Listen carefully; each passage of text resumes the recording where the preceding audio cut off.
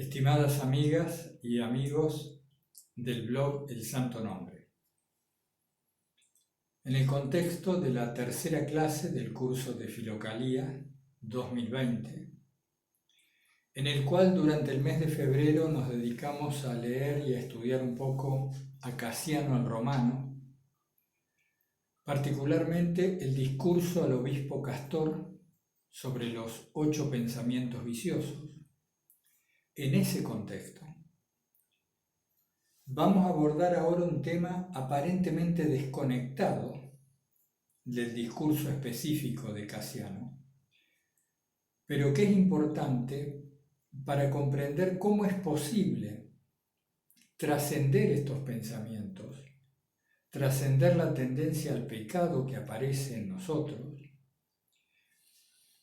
y facilitar una ascesis que es sugerida por los distintos monjes de Filocalía, pero que, insisto, sin cierta comprensión básica del mecanismo del deseo en el que estamos inmersos, se nos va a hacer mucho más difícil. Tenemos que comprender algunas cosas básicas. Yo le llamo el mecanismo del deseo. Involucra el placer y el dolor en una continua alternancia e involucra la carencia y la saciedad.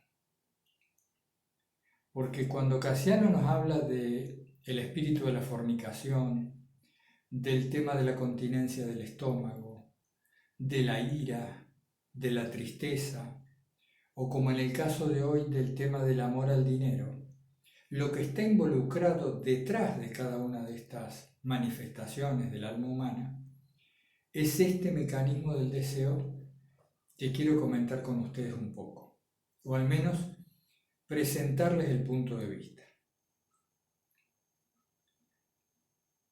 Vamos por partes. Nosotros vivimos, es la experiencia de cada uno si se atiende a sí mismo, vivimos en una situación de carencia interior. Ni siquiera estamos hablando de las carencias exteriores. La carencia interior. ¿Cómo notamos que vivimos en situación de carencia? Porque permanentemente estamos en pos, perseguimos objetos, personas o situaciones que nos hagan sentir bien.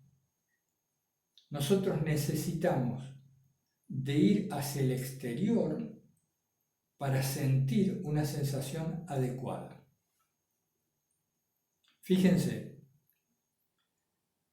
si nosotros sentimos sed, si nos sentimos sedientos, allí hay una carencia. La respuesta que el organismo da a esa carencia es el nacimiento del deseo. Está la carencia de líquido e inmediatamente aparece el deseo de aquel objeto que venga a saciar esa carencia. Por ejemplo, un vaso de agua. Inmediatamente estoy sediento, aparece el deseo e inmediatamente aparece la imagen que podría completar ese deseo. Y esto nos pasa en todo, recorre en cada aspecto de la vida y vamos a ver esta mecánica de la carencia, el surgimiento del deseo que se pone a buscar una imagen que complete la carencia. Pero ¿qué problema tenemos? Ya lo hemos comentado en alguna de los encuentros virtuales. Cuando nuestra carencia es de Dios, cuando la carencia es de la percepción de la presencia divina en nuestra vida, cuando nos parece que no hay significado, que lo sagrado está ausente, que nuestras acciones no tienen sentido, nosotros decimos que la presencia, la percepción de la presencia divina está ausente. Cuando esto ocurre, toda nuestra persona se orienta hacia el mundo del placer con la permanente alternancia del dolor en un afán, siguiendo el deseo, en un afán de completar esta profunda carencia.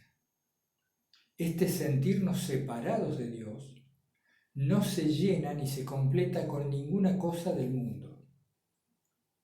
No hay ninguna persona, ningún objeto, ni ninguna situación que nos vaya a hacer pasar, a saciar la sed de Dios que tenemos. Pero esto no lo sabemos. Automáticamente nos lanzamos a encontrar placer. ¿Qué es el placer, hermanas y hermanos? Es el sustituto de Dios. Cuando no podemos tener dicha, cuando no podemos gozar de la bienaventuranza,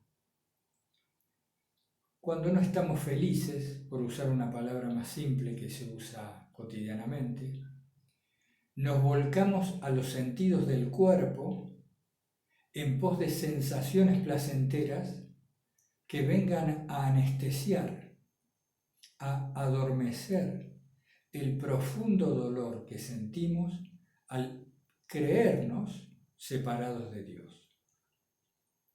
Iba a decir al sentirnos separados de Dios, también puede ser.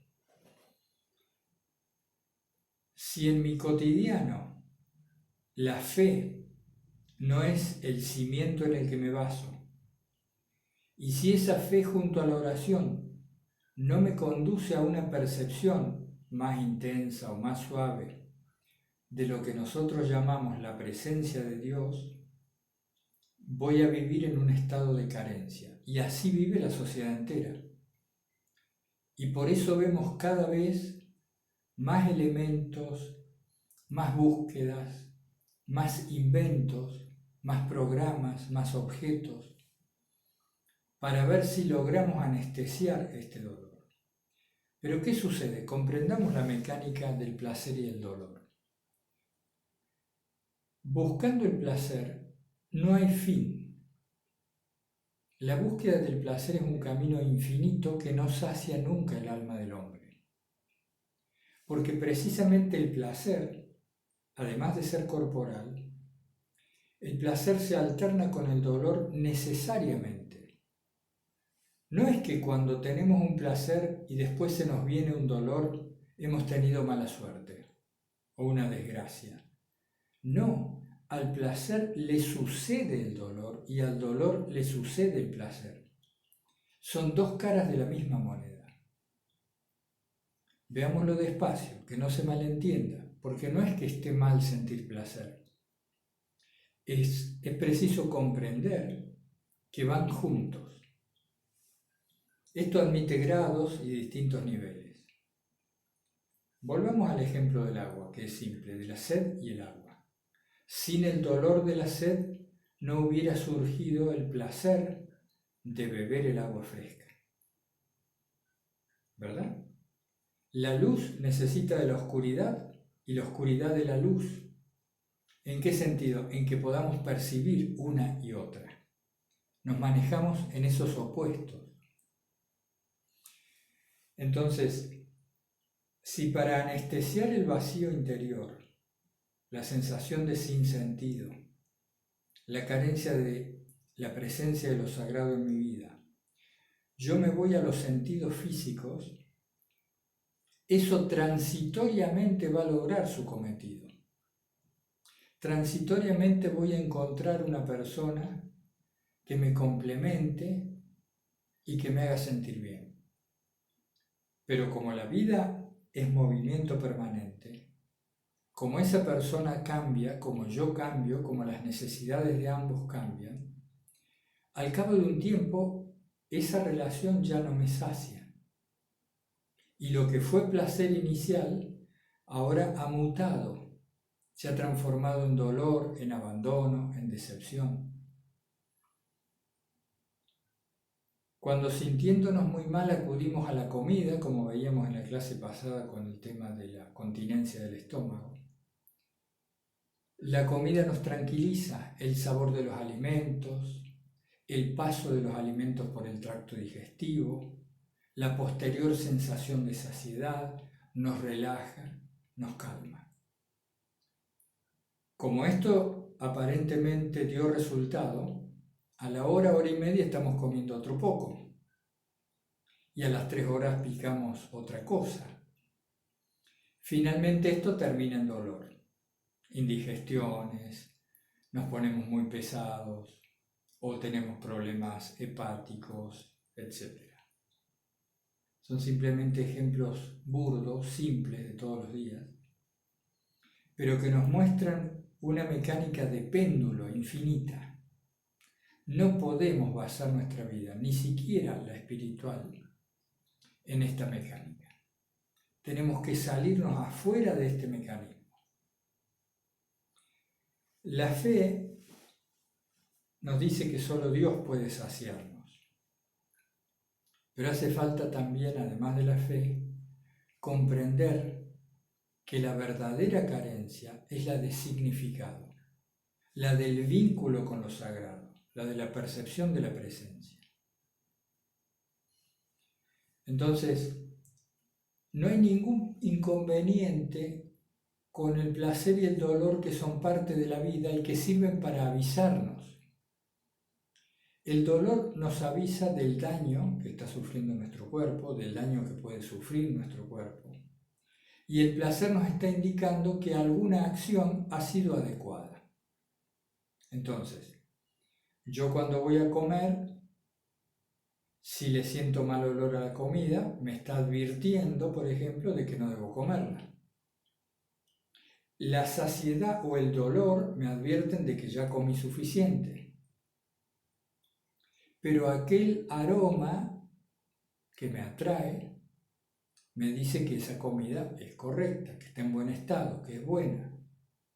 Son mecanismos biológicos básicos, pero que al parecer, en algún punto del camino, la naturaleza caída, hemos torcido estos mecanismos que estaban puestos al servicio de la supervivencia del ser humano, los hemos torcido utilizándolos, como les decía, como esto que nos pueda compensar la carencia básica. Veamos esto en otra arista con otro poco de detalle en el siguiente video.